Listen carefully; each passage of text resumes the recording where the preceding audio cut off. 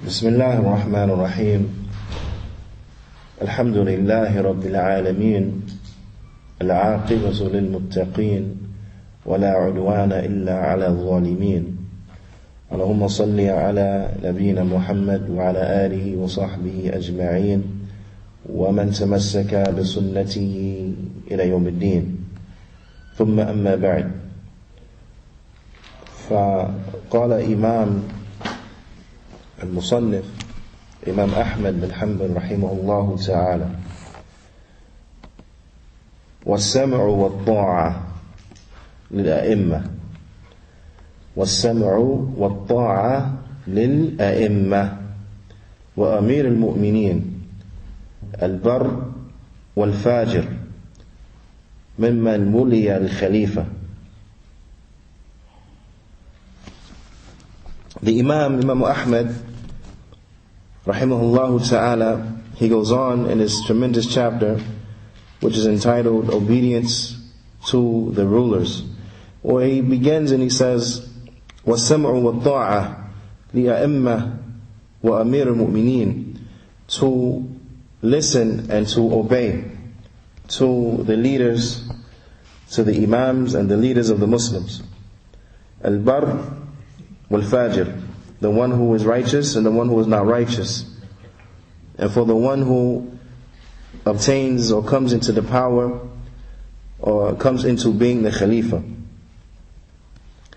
He says, وَاجْتَمَعَ النَّاسِ عَلَيْهِ, those whom the people have agreed and united themselves upon that individual being the Khalifa, وَرَضُوا بِهِ, and they're pleased with him. So those who have the one who the people have united upon and are pleased with, that one being the ruler. As well as وَمَنْ غَلَبَهُمْ بِالسَّيْفِ حَتَّى صَارَ خَلِيفَةً وَسُمِيَ أَمِيرُ الْمُؤْمِنِينَ, and also the one who overpowers by way of the sword. He overpowers them by way of the sword until he becomes the Khalifa, and he is called the leader of the believers. That likewise for this one is hearing and obeying. That likewise for this one there is hearing and there is obeying. Shaykh Rabi' hafidhahullah ta'ala, he goes on to explain and he says, السمع والطاعة لأمير المؤمنين برهم وفاجرهم. He says, we listening and obeying to the leader of the believers, the righteous from them and the irrighteous from them, those who are righteous from them and those who are not righteous from them. وَمَنْ اجْتَمَعَتْ عَلَيْهِ الْأُمَّةِ, and the one who the ummah, they have recognized that he is the leader. The one who the ummah, they recognize that he is the leader. And this is that which is well known, that an individual to be recognized as being the leader of a particular land, of which all the Muslims, if they were asked, or it is well known that such and such is the leader of a particular land, a particular place, and the like. So this is what is meant by اجتمعت عليهم al-ummah, that the ummah, they come together and they have a consensus upon this individual being the ruler, that this one is the ruler, and everyone knows that that particular individual is the ruler. Naam. وَصَلَ إِلَى مَرْتَبَةِ الْخَلِيفَةِ, meaning that they reach to state that they become the Khalifa. They become the Khalifa. And likewise, this is applicable for the rulers of the particular lands. The rulers of the particular lands who we don't call Khalifa, but they're the ruler of the land, regardless of their title. Whether their title be Ra'is, whether their title be, president, or their title be Sheikh, or their title be Malik, so and so, and such and such, and such and such, and so on and so forth. Whether the title be a president, or be a king, or be sultan, or it'll be yani sheikh, as in some countries the ruler is called sheikh such and such, and the like. Then whatever that title may be, the ruler of a particular land is the ruler of that particular land. The ruler of a particular land is the ruler of that particular land. So we have to listen and we have to obey. But what's the letter slave? And also have to listen and obey to the one who he reaches the office of leadership by way of the sword. Meaning they have some type of revolution, some type of coup, and the like, and they become the ruler. That once they become the ruler, it is from the way of Ahl Sunnati wal Jama'ah that we hear and that we obey. So the Shaykh, he explains that the one who reaches the office of rulership by way of the sword, خَرَجَ عَلَى الْإِمَامِ قَبْلَهُ, that he revolts against the Imam that's before him, وَتَغَلَّبَ عَلَيْهِ, and he defeats him and he overpowers him. ثُمَّ قَامَتْ دَوْلَةً, and then he establishes his country. قَامَتْ دَوْلَةً, then he establishes his country. The Shaykh says, لَا يَجُوزْ خُرُوجْ عَلَيْهِ, it's not permissible to revolt against him. Naam. And this is a very important point to understand, that the origin with Ahl Sunnah is that as long as the ruler is within the fold of Al-Islam, and we have and the like, then it is not permissible to rebel against him. It's not permissible to rebel against him. Naam. However, if there come some individuals who this is not their way, they're not treading upon the truth, and they revolt and they rebel against the legitimate ruler, right? As soon as they become the ruler, then it is for Ahl Sunnah to hear and to obey. As soon as they become the ruler, although they have got there by un-Islamic means, then it is binding upon the Muslims to hear and to obey, and not to revolt against that one who revolted against the previous leader. Why? The Shaykh is explaining, he says, لِأَنَّكَ إِذَا خَرَجْتَ عَلَيْهِ مَرَّةَ ثَانِيَةً تَخْرُجُ عَلَيْكَ أو تخرج مرة ثالثة. He says, because if you were to go against him and to revolt against him a second time, right, then there will come another who will try to regain power for a third time. So in other words, this one, he made a revolt. So to stave off that revolt, someone say, or to as a they feel as a appropriate means of action, that they'll make a revolt. They're making a revolt led to two revolts, two wars, okay? Which will obviously lead to a third war, because if they make another revolt and they're successful, then obviously the one who just gained power is going to come back and fight for a third time, and it's going to be a third war. Now, and if that were to happen, then of course those who lost, then they might come back, as the Shaykh, he says, then Rabi'ah, there'll be a fourth time, and so on and so forth. Then he says that تصبح الأمة, then the ummah, it will become فيه صراع, then there will be nothing but struggle and fight and conflict and the like. من خارج إلى خارج, نعم, من خارج إلى خارج, from one revolt to another revolt, from one set of revolutionaries and dissidents and the like to another, and this will be a perpetual situation and the like.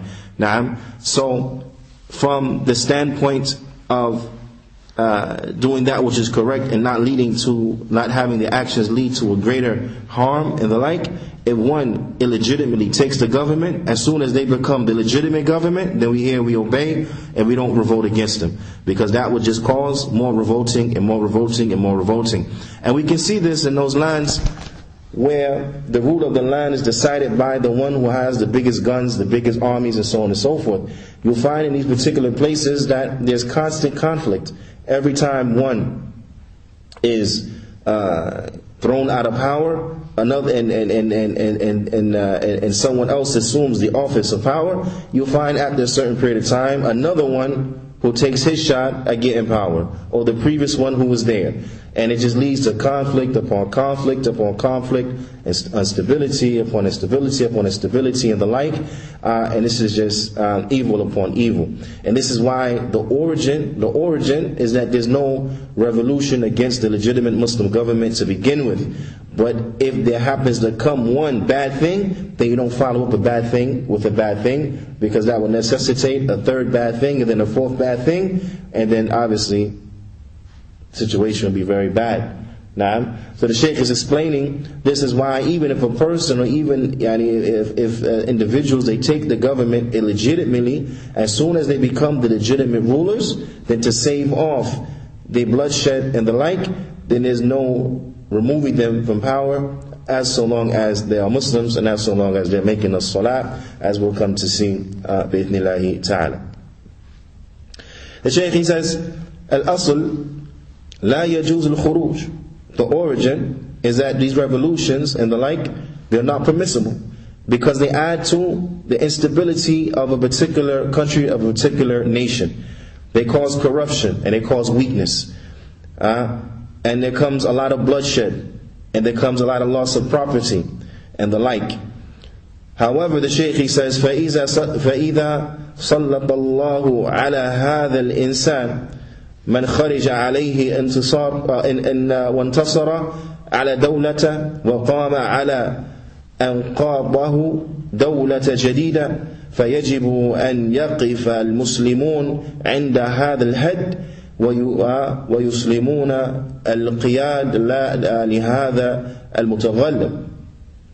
He said, however, if Allah subhanahu wa ta'ala, He grants this individual authority, and He allows his revolution to be successful, and thus He establishes the new government, or that his uprising establishes a new government, he said, then it is incumbent that the Muslims, they stop at that particular point, that they stop. When some groups, they did something wrong, and it is incumbent that we stop with just those groups doing the wrong, and then that we submit ourselves to their rulership and the like, for these individuals who have taken the government, so as to not perpetuate the strife, be it from civil war, from, and the like. Now, the Shaykh, he says, وَهَذَا الْمُتَغَلِّبْ, and this one who has conquered, سواء جاء عن طريق الاختيار والشورى والبيعة أو جاء عن طريق الغلبة وصل إلى الإمارة بالصيف أو بالسيف وأصبح له شوكة وأصبح له قوة بارك الله فيكم يجب أن تسلم له. He said, and this one who has conquered, regardless on how he conquered and he got there, whether it had been by way of choice, that he was chosen and put into office, or that the Shura, the advisory council, had chosen him and put him there, or by bay'ah, that the people made bay'ah to him and thus he became the ruler, or whether it had been by way of revolution and by way of a coup. As soon as he reaches the office, or if he reached the office of leadership by way of the sword, and then he has gained power and he has gained the authority, then may Allah Ta'ala bless you. It is wajib upon you to submit yourself. It is wajib upon you to submit yourself to that particular government, meaning by accepting its legitimacy and the like. وَتَحْقِنُوا دِمَاءَ الْمُسْلِمِينَ, and so that the blood of the Muslims could be spared, so that you may spare the blood of the Muslims. By what? By not perpetuating the revolution that was started by those individuals. وَهَذَا سَوَاءً كَانَ بَرًّا أَوْ كَانَ فَاجِرًا تَجِبُ لَهُ طَاعَةً. And this is regardless on whether the ruler happened to be righteous or they happened to be unrighteous. It is wajib, it is binding that we hear and that we obey. To shed some light on this particular subject, Shaykh Uthaymeen rahimahullah ta'ala, he explains the manner and the way by way of which the rulers will become the rulers. Now, he explains the manner, the way by which the ruler will become the ruler. So the Shaykh, he says, firstly, the first way that the ruler becomes the ruler is that if the Khalifa before him appoints him. So if you have a Khalifa, we have a ruler, and that ruler appoints someone else to be the ruler, then the new Khalifa is the ruler, and it's impermissible to dispute this. Now, so if there's a particular ruler and he chooses someone else to rule after him, to succeed him, then that person becomes the ruler, and then that's it. Now, the Shaykh, he says, to bring some additional benefit, he says, and it is no need of a bay'ah meaning a pledge of allegiance to this new ruler, because the bay'ah to the first ruler suffices for the one whom he chose to succeed him. He said, and this is because the bay'ah of the first Khalifa means that it is binding upon the people to follow the first Khalifa and to act freely without restriction. That it is binding on the people to follow the first Khalifa. And the people allow the first Khalifa to act freely without restriction. So if the first Khalifa chose to act in this way, and he said, indeed the Imam after me, or the Khalifa after me will be so and so, then he indeed is the new Khalifa without there being any pleading or pledging of allegiance to the new Khalifa. There's no need, because the bay'ah to the first Khalifa would cover the bay'ah of the one whom he chose to succeed him. The second way, by way of which the ruler becomes the ruler, is by consensus. And it is important what is meant here by consensus, because it doesn't mean by consensus of the majority of the population as some people try to propose, but rather it means consensus, as the Shaykh he says, meaning the consensus of the people of influence upon giving him the bay'ah.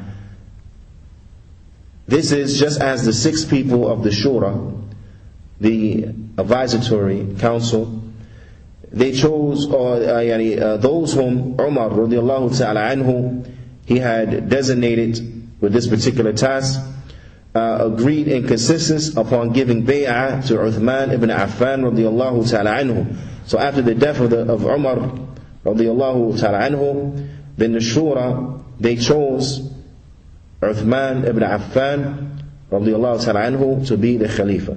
They chose him to be the Khalifa. Naam. So the Shaykh he says, so if the Shura, if they agree upon a person and have appointed him to be the Imam, then that person becomes the Imam. However, this is only true with the condition that the original Khalifa, meaning the one who preceded him, right, he did not appoint a specific person to be the Khalifa after him. So in the absence of the Khalifa appointing someone to be the Khalifa after him, then the Shura will pick the Khalifa. He says, so if he did appoint a specific person, then there's nothing more to be said. However, if the first Khalifa died without having appointed anyone, then the people of influence will have a meeting, and if they agree and have a consensus upon a person being the Khalifa, then that person thus will become the Khalifa. The Shaykh he says, and is it a prerequisite that every person from the Muslim nation give bay'ah to the new Khalifa? Is it that everyone has to, cast their voice, or cast their vote, for lack of a better term? The Shaykh he says, the answer is no, it's not a prerequisite. In fact, this is something which is in reality not possible. He said, for this reason, only the people of influence, they gave their pledge of allegiance to Abu Bakr. That those ones of influence, they gave their pledge of allegiance to Abu Bakr. He said, and so he did not send out for every adolescent, nor did he send out for every elderly person, nor did he send out for every young person, and nor for every man, that they should come and give pledge. Everyone has binding now to come and give pledge.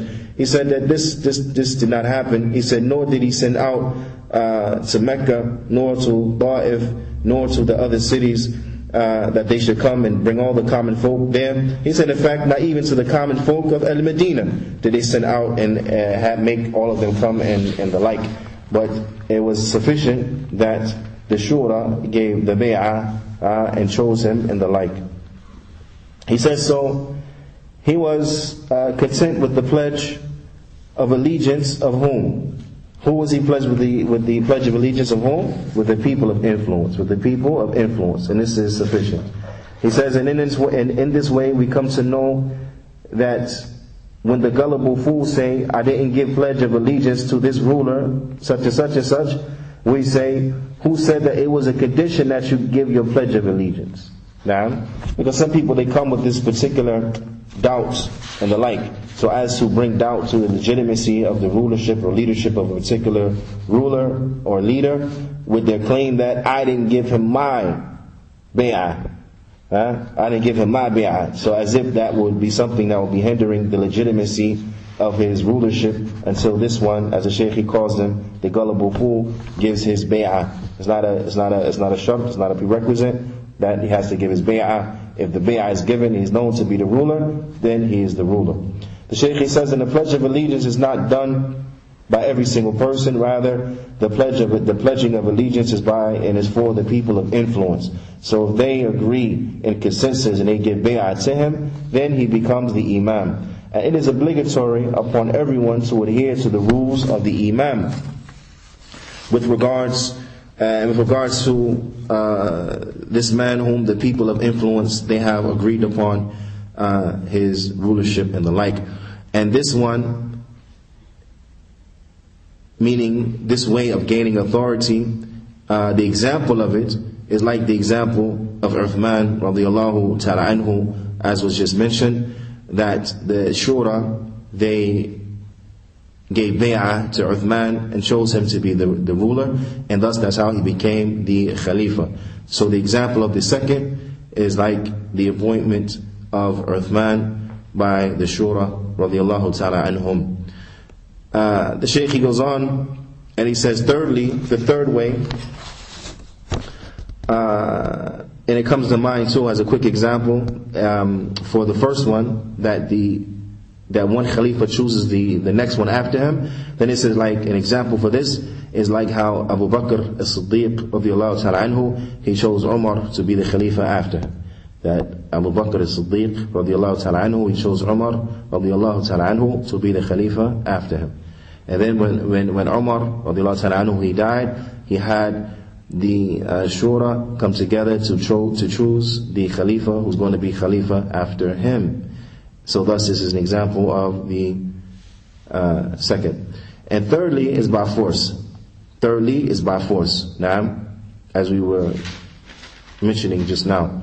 Meaning that if a man rebelled and he overthrew the authority, then it is obligatory for the people to yield to him, even though his gaining of authority was by coercion, without them being pleased with him. The people are not pleased with him, but he gained power through coercion, and he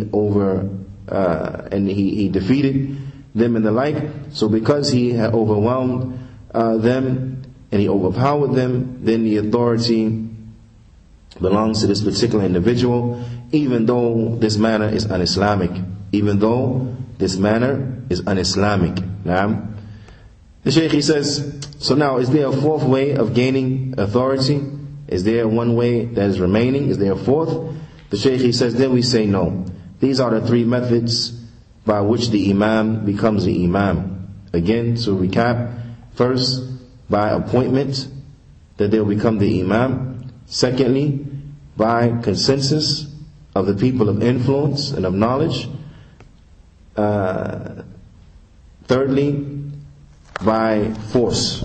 And of course this third way is a way that is un-Islamic. Now, the Shaykh he says, so if we say that the Khalifa is established through one of these three methods, then this means that it is never permissible to rebel against the one who has become the Imam by one of these three methods. So if it's by one of these three methods and then they're the leader, then that's it. It is not permissible to rebel and to fight against them. And this was an excerpt from the explanation of Al-Aqidah As-Safariniyya. Now, and it can be found from page 533 to 534. Bismillahi ta'ala. طيب. The Shaykh he goes on and he mentions, meaning Shaykh Rabi' hafidhahullah ta'ala, he says, وانظر إلى الإمام أحمد. He says, look at Imam Ahmad. وانظر إلى الإمام البخاري. And look at Imam al-Bukhari. وانظر إلى أئمة الإسلام جميعا. He said, and look to all of the A'imma, all of the Imams of Islam. يَجْعَلُونَ هَذَا أَصْلًا مِنْ أُصُولِ الْإِسْلام. He said they have made this a fundamental principle from the fundamental principles of Al-Islam. He says, طَاعَ وَلَاتُ الْمُسْلِمِينَ, being obedient to the ruler of the Muslims. That this is a principle. This is a principle from the principles of Al-Islam. And this is such because this is what the Prophet ﷺ, he commanded us with. And this is what Allah subhanahu wa ta'ala commands us with in the Quran, where Allah subhanahu wa ta'ala, He says, أَطِيعُوا اللَّهَ وَأَطِيعُوا الرَّسُولَ وَأُولُوا أَمْرِ مِنْكُمْ. Obey Allah and obey the Messenger and those who are in authority over you. So Allah subhanahu wa ta'ala, He has made it binding upon us that we obey those who are in authority over us. And the Prophet sallallahu alaihi wasallam, as it comes in many ahadith, but from those ahadith is that which has been collected by Imam Muslim rahimahullah ta'ala an Abi Hurairah radiyallahu ta'ala anhu an al-Nabi sallallahu alayhi wasallam annahu qala man ata'ani faqad ata'a Allah وَمَنْ عَصَانِي فَقَدْ عَصِيَ اللَّهِ وَمَنْ أَطَاعَ أَمِيرِي فَقَدْ أَطَاعَنِي وَمَنْ عَصَى أَمِيرِي فَقَدْ عَصَانِي. The Prophet ﷺ, he said, whoever obeys me, then verily he has obeyed Allah. And whoever disobeys me, فَقَدْ عَصَى اللَّهِ, whoever had disobeyed me, then verily he has disobeyed Allah. And whoever obeys the one who is my Amir, meaning, and when whoever obeys the Muslim ruler, then verily he has obeyed me. And whoever disobeys and is disobedient to the Muslim ruler, then verily he has disobeyed me. So the Prophet ﷺ, he has linked the obedience to the Muslim ruler to being obedient to him ﷺ, and thus the obedience to Allah subhanahu wa ta'ala. Now of course, this is with the condition that we are not obedient to them and that which is or constitutes this disobedience to Allah subhanahu wa ta'ala, as it comes in the hadith, authentic hadith from the Prophet sallallahu alaihi wasallam, where he said, "La ta'a lil makhluq fi ma'siyat al khaliq," that there is no obedience to the creation while being disobedient to the Creator. So there's no obedience to the creation while being disobedient to the Creator. Naam. So this is important to understand, that if the ruler commands us to do something that is haram, then we are not allowed to obey him in that particular command. But this does not remove the fact that we have to obey him generally in everything else. But in that specific command, where he has commanded us to do something that will necessitate and constitute disobedience to Allah and disobedience to the Prophet ﷺ, then we are not allowed to obey him in that particular command. But that does not remove us, nor does it nullify the fact that we have to obey him in everything else. The Shaykh, he says, and this is regardless on whether this individual, he is barran, he's righteous, أو فاجرا, or he's not righteous. The Shaykh, he says, وَالْخَوَارِجْ وَالْرَوَافِضْ وَغَيْرُهُمْ قَدْ يُوَافِقُونَهُ إِذَا كَانَ بَرًّا. He said the Khawarij and the Shia, the Rafida, and other than him, they agree to obey the ruler if he is righteous. So if he's righteous, even they agree to obey him. وَقَدْ لَا يُوَافِقُونَهُمْ إِذَا كَانَ Abu Bakr, but they don't agree with them, meaning the people of the Sunnah. They don't agree with the people of the Sunnah if the ruler is Abu Bakr. Meaning who? Abu Bakr as-Siddiq. Because Abu Bakr as-Siddiq laysa barran 'inda ar-Rawafid. Because Abu Bakr as-Siddiq, the Rafida, they claim and they say he's not righteous. A'udhu billah. They say he's not righteous. A'udhu billah. وعمر كذلك ليس برا عند الروافض.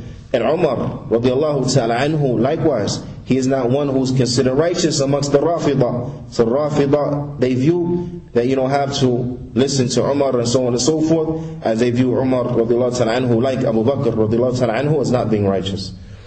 وعلي ليس برا عند الخوارج. And Ali radiallahu ta'ala anhu, he is not one who's considered righteous amongst the Khawarij. The Khawarij, they don't consider him to be righteous. أعوذ بالله. ولكن الصفات في العموم لا يخالفون فيها كونه برا. He said, but in general, they don't disagree if the ruler has the characteristic of being righteous. Generally, if the ruler is categorized as being righteous, then they agree that he has to be listened to and the like. But with Ahlul Sunnah wal Jama'ah, the ruler has to be listened to, whether he is righteous or he is not righteous, because this is what the texts support, this is what the text of Islam, they teach us.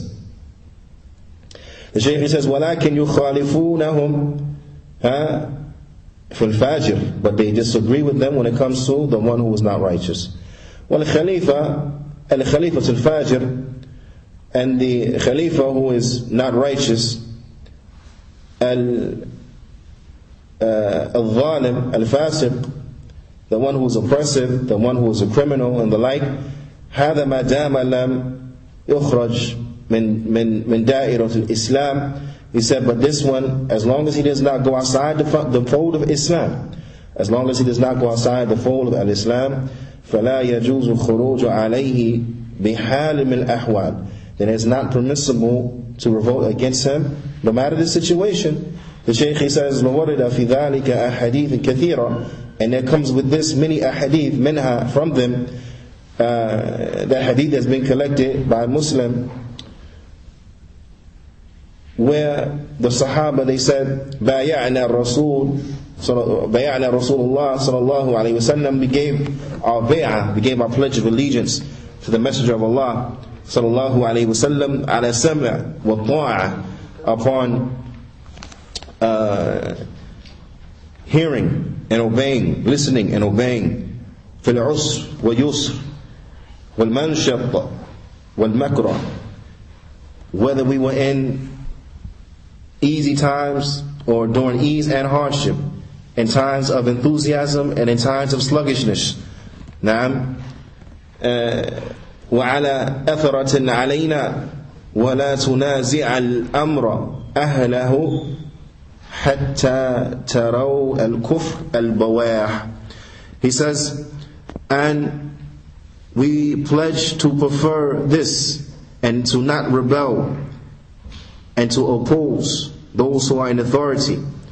The Prophet ﷺ, he said, and do not rebel and do not oppose those who are in authority until you see from them kufr al-bawah, until you see from them what is called al-kufr al-bawah, clear kufr, clear disbelief, the type that no one debates, no one argues with regards to it.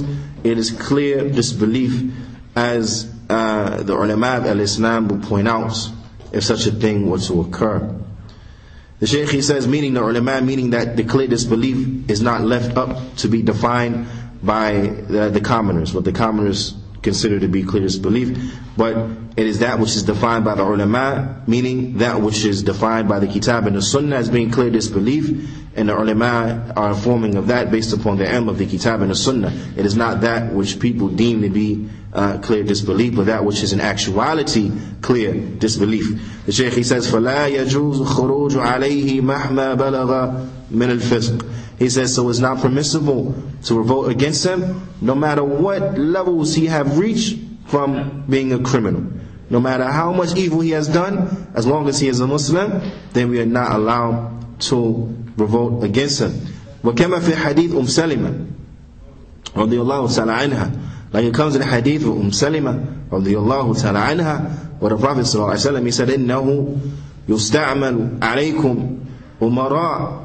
He said that verily there will be leaders who will be appointed over you. There will be leaders who will be appointed over you. تَعْرِفُونَ وَتُنْكِرُونَ. He said some things you will see from them, you will see from them good, and you will accept it, and you will see from them bad deeds which you would disapprove of and the like. He said, فَمَنْ أَنْكَرَ فَقَدْ سَلِمَ وَمَنْ كَرِهَ فَقَدْ بَرِئَ وَلَكِنْ مَنْ رَضِيَ وَتَابَعَ. He said, and when you see these things, he said, so whoever disapproves of the evil that he sees and he hates it in their heart, he said, then they are safe, and upon them there is no blame. However, whoever is pleased with the evil and he follows them in that evil, then this one, he is not safe and he is not free from blame. So they asked, after hearing this description, that there will be those who will be unrighteous, and there will be the rulers and the like. So they asked, قالوا, they said, أَفَلَا نُقَاتِلُهُمْ يَا رَسُولُ اللَّهِ. They said, shall we not fight them, O Messenger of Allah? The Prophet sallallahu alaihi wasallam, remember now, this is the Prophet sallallahu alaihi wasallam, he taught us, as he said, La ma sallu. He said, no, do not fight them as long as they are praying.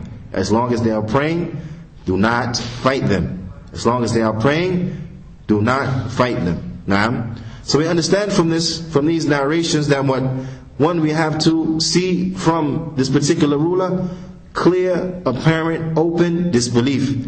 And likewise, they have to not be praying. They also have to not be praying and be of those who abandon the salah. So the disbelief that is seen has to be something that is clear, not that which is speculative and the like, but it has to be that which is clear based upon clarity. But when such things arise, the ulama, they point these things out. على كل حال, the Shaykh, he says, ما داموا يصلون فلا يجوز الخروج عليهم. He says, as long as they're praying, it is not permissible to revolt against them. As long as they are praying, it is not permissible to revolt against them. He said, وَكَيْفَ إِذَا كَانَ يُصَلِّي وَيُصُومُ. He said, but what about the one who he prays? Not just he prays, but he prays and he fasts. نعم. وَيُزَكِّي, and he gives zakat. وَيَحُجْ, and he makes hajj. نعم. وَيُؤْمِن كُلُّ هَذِهِ الْأُمُورِ لِلْمُسْلِمِينَ.